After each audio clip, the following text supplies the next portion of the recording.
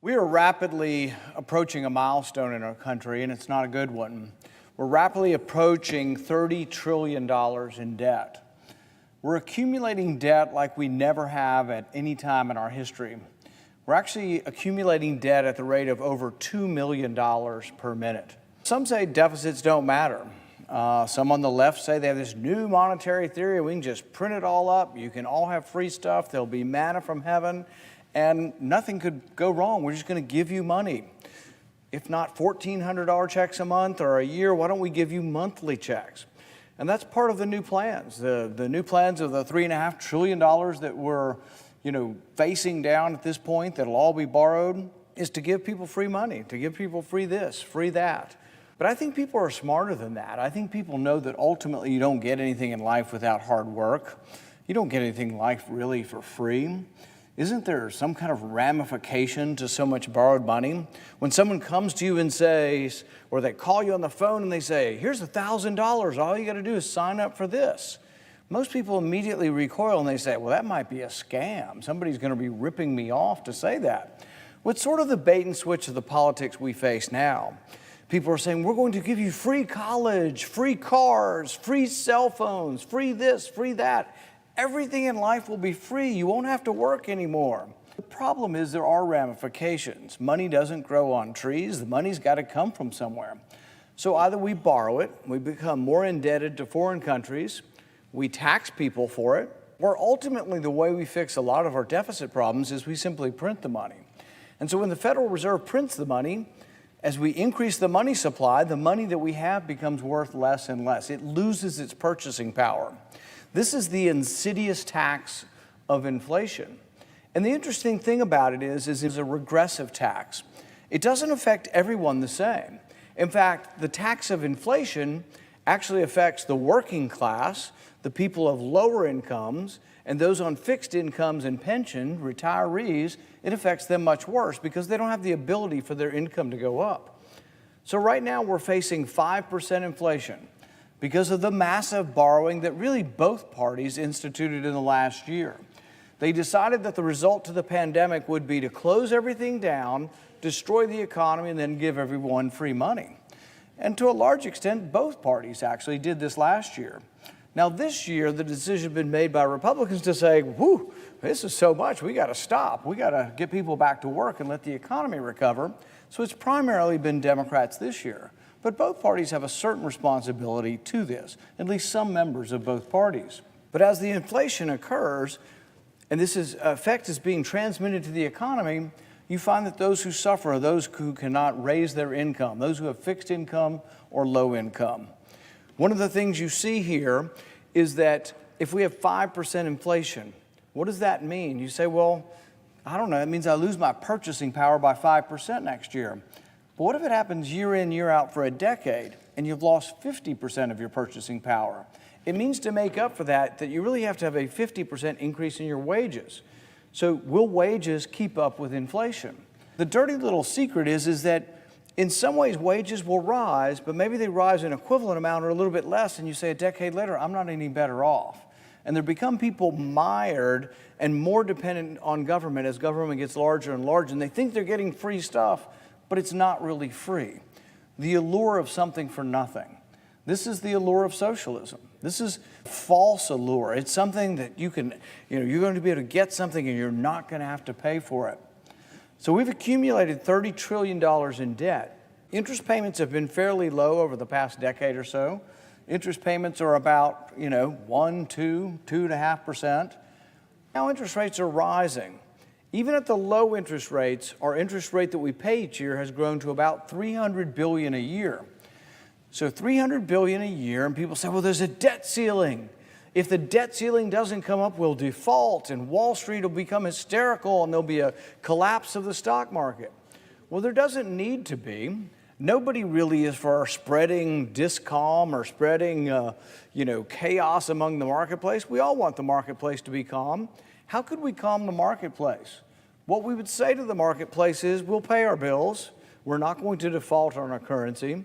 And the way you can pay for your bills is pay for it with income. We bring in $3.8 trillion a year in tax revenue. The interest payment is $300 billion. It's less than we bring in 1 month.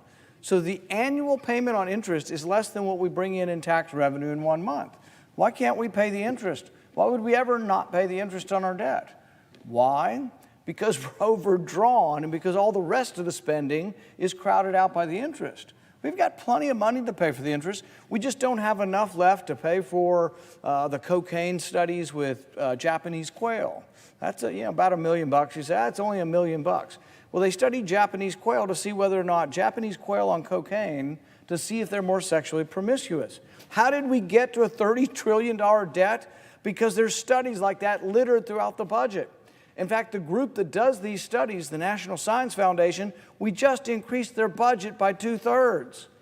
Mostly Democrats, but once again, many of the big government Republicans voted for this too. So we've exploded the National Science Foundation.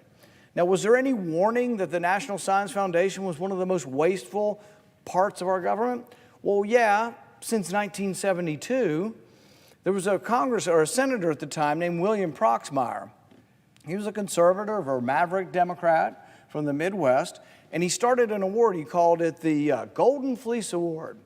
And the first award he gave was for a study from the National Science Foundation. It was over a study that was $50,000. That was when $50,000 was a lot of money. And the study was to see what makes people happy. Really? And people were aghast that we were spending $50,000 on it. And he complained. He gave him a booby prize, an award, the Golden Fleece Award. And lo and behold, we're still doing it. This same organization last year did a $1.5 million study that if you take a selfie of yourself while smiling and then look at the selfie later on, does it make you happy? That cost $1.5 million. Why do people like each other? Why do people fall in love? These aren't studies for taxpayer dollars, but these are small ticket items. They say, oh, you could never balance the budget on that. Well, what about $70 million spent on a hotel in Kabul that the contractor ran off with the money and it was never built?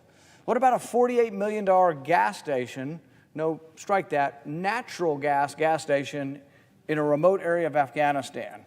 Well, very few, if anybody in the United States has a car that runs on natural gas. Why was the U.S. government building a natural gas station in Afghanistan? Because we've gone woke on the green climate. We are for the green climate. We got to combat climate change and reduce the carbon footprint of Afghanistan. Really? I thought the military was supposed to kill the enemies, defend the country. But we're reducing the carbon footprint in Afghanistan. Somebody put up, I think it was Rod Dreyer, put up this the other day. It was a little video clip, and it was tragic, but somewhat hilarious in its tragicness. He said, this is when we lost and it had a picture of a urinal. I think it was Marcel Duchamp was some Dadaist artist back in like 1917, and I guess he thought it would be really hilarious to put a male urinal in a museum and call it art. And I don't know if it was really art or if it was a joke, but the thing is we're having these Afghan men and women in robes and veils and everything studying Dadaist art, a male urinal, and asking them what they thought of this. And you could see a couple of the women just going and just sort of shaking their head with utter incomprehension. But when we're spending money sending PhDs over to Afghanistan to teach Dadaist art about that a male urinal is somehow art, I think that's why some of them think that we're actually the culture that's in decay, not them. But the thing is we are spending money right and left. The right spends it on military venture, the left spends it on welfare, and the compromise that always happens around here is right comes together with left, and they all agree to, well, we might as well just spend it on both. So everything goes up. The military budget went up. We already spend more than all of the countries, more than 10 is our military budget. $750 some odd billion. Republicans and Democrats just raised it $25 billion more. In the midst of ending a war, where's the peace dividend? What happened? We ended a war. I thought we'd have a little more money left over. Today, I tried to take $6 billion that's supposed to go to the Afghan Reconstruction Fund, to the old Afghan government. There is no Afghan government. They've been overrun by the Taliban. I would love for Americans that are watching this, call me today at my office and tell me why the Taliban should get money. But I ask that we take that money away, put it back in the Treasury, spend some of it on the Iron Dome for Israel, And it was objected to by the Democrats because, by golly, they'll spend money, but they don't want to offset it with any spending cuts. Well, really? We should have $0 being sent to any government in Afghanistan. I asked Secretary Blinken about this, and his response was, well, I can't guarantee it, and if they are meeting expectations and they're acting and behaving properly, they might this money. Really? I don't see a scenario or a world under which U.S. taxpayer dollars would be going to the Taliban. It makes utterly no sense at all. But we have spending that is literally out of control. The only time I've ever heard a Democrat, most of the time they're honest, they don't care about the debt, but the only time I've ever heard them say anything about the debt is, well, it happens because you cut taxes. Well, it's verifiably false. You can go back to the Reagan tax cuts when the rates went from 70 to 50 and then from 50 to 28. You know what happened? The government got more revenue. Because when you tax people less, when you let them keep more of their own money, guess what? Their incentives to produce go up, and the economy grows by leaps and bounds. So when Reagan cut taxes dramatically, the economy responded and grew tremendously. When we cut taxes in 2017, same thing. Revenue didn't go down, revenue went up. So how did the deficit get worse? Why did the deficit get worse? Was it because we cut taxes in 2017? No, it was because we piled on the money. We just are spending money like there's no tomorrow. So before we get to the extraordinary times we live in now, where everything's about COVID and we're just going to spend money like there is no tomorrow, before we got to that, we were borrowing $1 trillion a year. So the main segments of government, Medicare, Medicaid, Social Security, food stamps, other welfare, and military. That probably comprises 3/4 or more of government. If you look at that on an annual basis, before you get to the extraordinary binge of the last 2 years, we were already $1 trillion short every year, $1 trillion short. So last year we added our deficit for the year for 1 year was $3 trillion. We've never, ever borrowed that much. There are going to be ramifications. You're already seeing some of the ramifications. You're seeing the prices in the grocery store go up. You're seeing the prices in the pump go up. You're seeing sometimes wages go up, but you're also seeing prices rising faster than wages, which often happens in an inflationary cycle. Some people have trouble comprehending how these numbers, what's a billion, what's a trillion. Reagan had an analogy he did, and he said that if you want to know how big a billion is, take $1,000 bills and put them in your hand. When you have them about 4 inches high, you've got $1 million. But if you want to know how much or how tall a stack of $1,000 would be if you had $1 trillion, it'd be 60 miles high, over 60 miles high. That's what kind of money we're talking about. That was to get to $1 trillion. So we have $1 trillion institutional debt that's added every year. But now we're talking about a time where they're talking about adding in one bill $3.5 trillion. The bill that they have before us has $1 billion in spending for every page. Every page of the bill has an extra $1 billion in spending. It's extraordinary. We've never ever seen anything like this. What happens when a country destroys its currency? We have examples in history. In Germany in 1923, the money was starting to lose its value in about September. And a loaf of bread might have cost 100 marks, where before it cost 1 mark. 2 weeks later, it was 1,000 marks. But then 2 weeks later, it was 10,000 marks. And then it was 1 million, and then it was several million. This happened in a 2-month period of time. People say, oh, when it comes, when the currency unravels, it'll be gradual. In Germany, it happened in a 2-month period. In Venezuela, the currency is completely worthless. Same as Germany. It's almost better to burn your currency for fuel or warmth than it is to spend it. This is what happens when you have runaway spending and out-of-control deficits. Venezuela is one of the richest countries in South America. They have more oil underground than Saudi Arabia. But frankly, socialism doesn't work. Socialism is this borrow and spend. It is this alarming tendency to want to offer everybody everything and say it's going to be free. Many of these things backfire. For the last year, we've been saying, well, oh gosh, we feel sorry for workers, so we're going to pay them while they're unemployed. But guess what? If you pay them more than the market wage, more of them will choose unemployment, and more of them will choose unemployment, and more of them will stay unemployed for a longer period of time. We found this out in the 2008 recession. During the 2008 recession, we extended unemployment. It's normally 26 weeks. It's paid for by a tax, and it largely works within the confines of a state-run program. We extended it to 99 weeks, almost 2 years. But you know what studies found? And this is part of the syndrome we have around here. It's sort of the big heart, small brain syndrome. I think many of these people want to help people. They just don't understand, but what they're doing is actually hurting the same people they're trying to help. So if you extend unemployment to 99 weeks, and then all of a sudden the guy at 99 weeks or a woman says, I need to get a job, and they go to the employer and they say, I've been out of work for 99 weeks, I've been on unemployment. The other person applying for the job says, well, I've been out of work 10 weeks, and I'm looking for a job. Who do you think the employer hires? Every time. It's a person out of work 10 weeks. The person out of 99 weeks, they're like, might be something wrong here. We might have gotten to the point where we've lost work ethic. So what have you done to that person that you tried to help?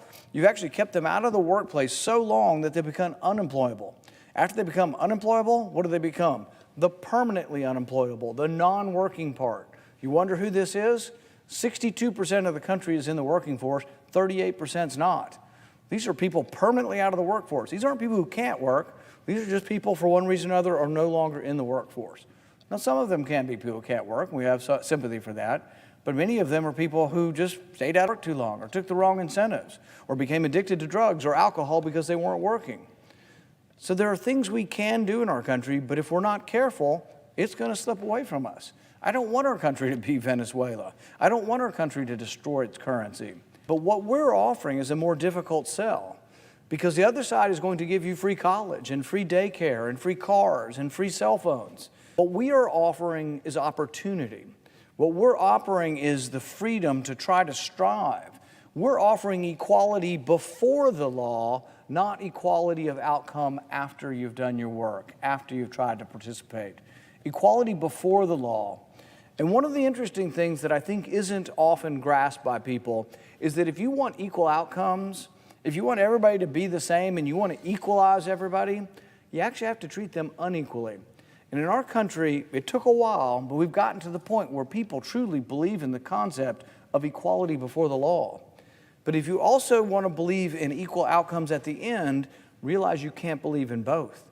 They're mutually exclusive. You cannot believe in equality before the law if you want equal outcomes. If you want this so-called equity at the end, you want everybody to be equal at the end, you've got to treat them unequally. Because some people are either born with more talent, born with more money, born with more sense, luckier, work harder. There's a lot of reasons. If you put 100 people in a room and you give them all $5, within an hour, somebody's gotten more. Somebody had some cigarettes, somebody really wanted to smoke, and they've got another $1. The money spreads around the room. They've done these experiments. Money doesn't stay in one place. But it's by and large in a free society based on work. Once the government becomes in charge of things, it becomes less of a meritocracy and becomes more of a society based on who you know. So there are rich people. Don't get me wrong. And when you look at socialism, there are rich people. Maduro, Chavez, Castro, incredibly rich people. They own their own islands, they have billions of dollars. Their relatives are all rich. So instead of a society mostly based on merit, we talk about the greatness of America. One of the most important things about capitalism and freedom and what happened in America is for the first time, it wasn't based on who you were. It wasn't based on royal lineage. For the most part, Europe was, long-time landowners and royalty, and a very small percentage of the public did very well. In fact, before 1820, before the Industrial Revolution, virtually everybody in the world, 98% of the world lived in extreme poverty, a bare subsistence level, barely enough to eat. There was no obesity because there was barely enough food. You just scraped by. That was 98% of the world. Fast forward to today, after we've adopted what Adam Smith talked about as far as trade, division of labor, and capitalism, you know what we have now? When you look at poverty, less than $2 a day in the world, it's less than 10% of the world. You won't find this on television. There's not going to be any good news on television or in the newspaper. The poorest people in our country actually are equivalent to the middle class in most countries. We are a huge success, but we're a country misguided and led astray by media that aren't honest. So for example, if you watched CNN, you would think that nobody's getting vaccinated and it's a complete disaster and whoa, we're stuck in this rut because no one's vaccinated. It's completely untrue. Over 90% of people over 65 who are the most vulnerable are vaccinated. Now, sure, there are a lot of younger people who aren't vaccinated. There's some older people, but 90% is a pretty good success. Over age 50, it's like 75, 80% of people. People are informed. They know this is a disease that can affect any age, but affects primarily the older ages. For example, the one truth you won't be told is an 85-year-old has a 10,000 times greater chance of dying than the 10-year-old. Now, you think we should treat them the same? If you were their doctor, do you think a 10-year-old should get the same health care and the same prescriptions for what they need to do as an 85-year-old? Makes no sense at all. I see 10-year-olds and I see 5-year-olds out on the mall. My wife and I are walking down to the Lincoln Memorial the other day, and I see 5-year-olds in groups led by teachers wearing masks outside. There is no science to that. We got Dr. Fauci spreading mistruths across the country, saying we've got to forcibly vaccinate the kids. There's no science behind any of that. In fact, England is rejecting what we're doing. In England, because of the age skew, because of what they're seeing, that the people most at risk are of an older age, they're actually saying, instead of forcibly vaccinating children, why don't we try to make the vaccine doses available for the elderly? Why don't we target our care to those who are at highest risk? We have a problem in our country. We have people who have so politicized science that there are people struggling and dying every day because they've never heard about monoclonal antibodies. We have people dying every day because the government, at the behest of Dr. Fauci and a few other people, have said you can't get monoclonal antibodies if you're in the hospital. I talk to people every day who really have not yet heard of monoclonal antibodies, who get COVID again after being fully vaccinated or sometimes not being vaccinated and are not getting the treatment. Because Dr. Fauci says if you're in the hospital, you don't get it. And so we have medicine that is coming from on high, from a central authority like the Politburo, and doctors are afraid to prescribe. This has never happened in our country before. Doctors were able to make their own decisions based on their own experience, based on studies, based on real-life examples, but using their own discretion. Now doctors are afraid to prescribe monoclonal antibodies, and many of them are disallowed from prescribing it in the inpatient. Realize the ridiculous nature of that. You're in the emergency room, you're sick and you're coughing, you might be dying from COVID.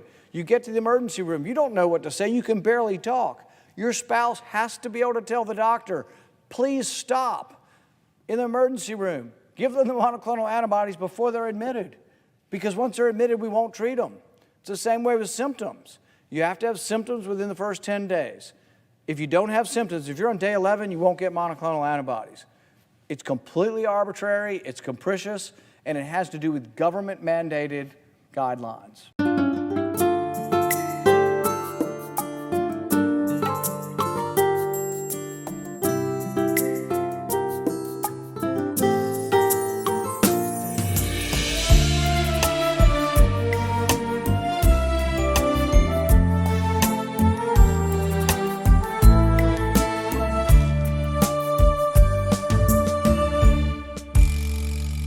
Phố đêm đèn mơ răng răng, màu trắng như vì sao gối đầu ngủ yên. Phố đêm nhiều lần suy tư, ghi nhớ còn trong đời những ngày thương tích lớn. Mây đen làm úa trong gầy, cho nên còn tiếng say mềm trước thềm ngàn lời vu vơ.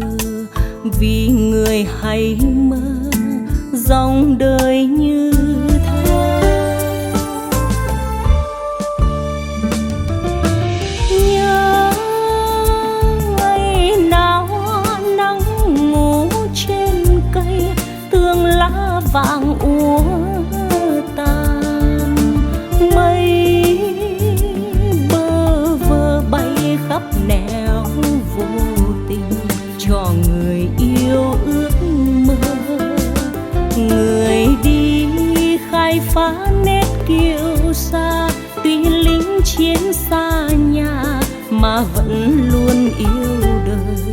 Bằng câu ca tiếng cười, tìm vui trong giấc mơ, dù bâng khuâng chữ ngờ.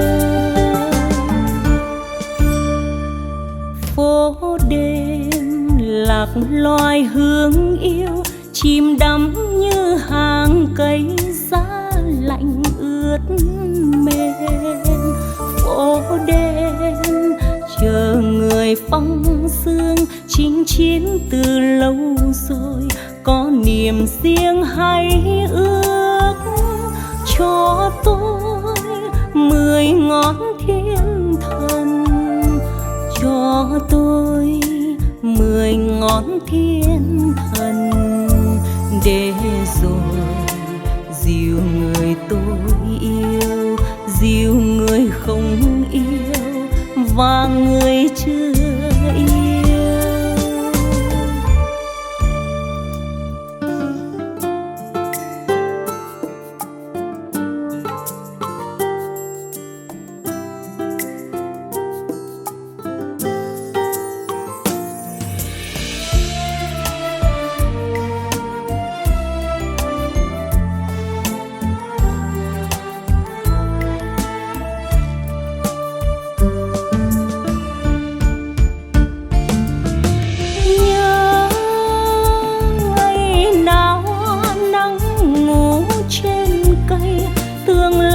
Vàng úa tàn, mây bơ vơ bay khắp nẻo vô tình, cho người yêu ước mơ.